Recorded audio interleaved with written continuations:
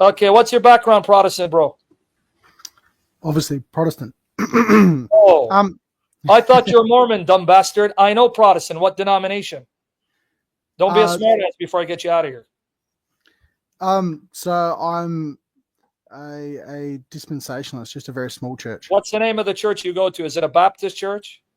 Guy's telling me, obviously Protestant, because I couldn't tell by your name.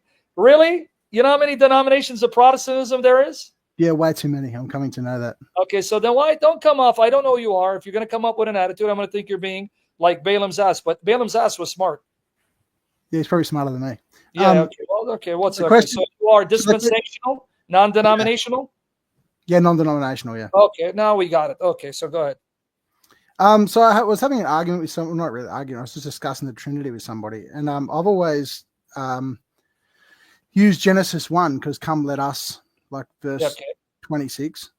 He brought up something about the royal. I don't know if you've heard that objection. He lied to you. There is no such thing as royal we in biblical Hebrew. He lied to you. That's number one. So I go to my YouTube channel. I'll answer the question. Go through my playlist on the Trinity and read my articles on the Trinity, Old Testament, Elohim. Number one, the royal plural does not exist in biblical Hebrew. It's unattested. That's lie number one. Number two, whoever told you the royal plural, that shows you he's kind of stupid. Because the royal plural actually assumes plurality. Why? Because it's referring to a king speaking on behalf of his court, on behalf of the court that he rules over, meaning his messengers, the queen, and others. So it doesn't refute the fact that God is speaking on behalf of others. Yeah, that's what I thought. I He didn't lied have to the you, mister. information behind. Yeah. He lied to you because he's a dirty monkey. Anyway, let me do Elohim and find it for you. Royal, here, plural of majesty. Let me get you the article. He used that one, huh? He lied to you, mister? Yeah, he did. Well, Say, obviously he man, did. say why. That's why I'm going to get the Shia on you. Tell him. Let me see. Of majesty. Here you go. A case of the plural of majesty. Already refuted. Right here. And I'm going to get you the article, right? Yep. So, yeah. So that tells you Einstein doesn't know much about language. He doesn't know that just because you have a certain linguistic feature used in one language at a specific time, that doesn't mean that linguistic feature is also part of a different language from a different culture from a different time period. Yep. We may use royal plural now. That doesn't mean they used it back then. You with me there?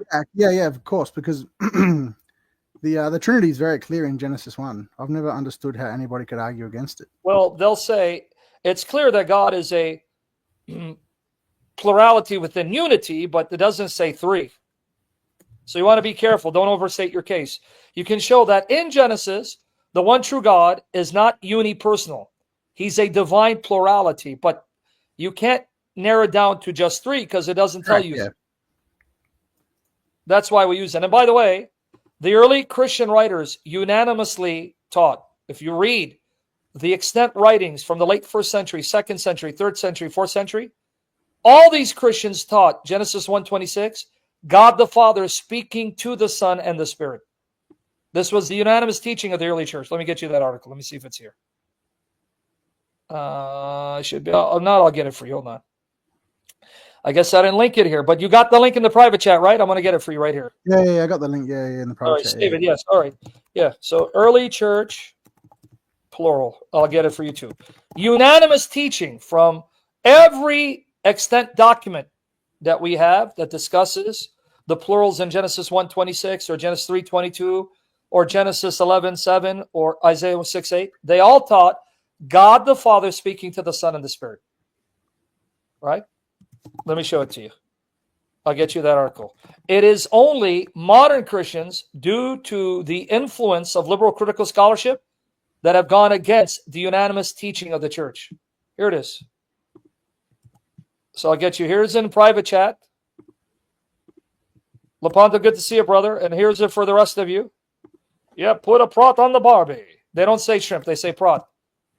Any other question? No, that's it. I'm just trying to change my name from Protestant to Catholic. Yeah, well, that's all right, brother, because when you said Protestant, you can be a Unitarian Protestant like Dale Tuggy was anti-Trinitarian. You can be a modalist Protestant. That's why I'm asking you, so I don't know, but now I know. When you say, yeah, Protestant, well, I know you. I see your name, but are you anti-Trinitarian? Let me know, bro. Shoot, but it's all right. You're all good in the hood. Yeah, all good. See ya. God bless you, brother. Stay strong Yeah. and seek the Lord and ask the Lord that we finish the race. Thank you. All right, buddy. Okay, so there it goes, guys. So when you hear a Jimmy Akin or a Trent Horn saying, this is the cohortative mood, no. They're going against the unanimous teaching of the church. The unanimous teaching of the church. Every father or writer, because not everyone is a father, like Tertullian, who mentions the plurals of the Old Testament states the Father speaking to the Son and the Spirit. Oftentimes they're just focusing on the Son, but they don't deny it's also the Spirit because they believe the Spirit is involved. So there you go.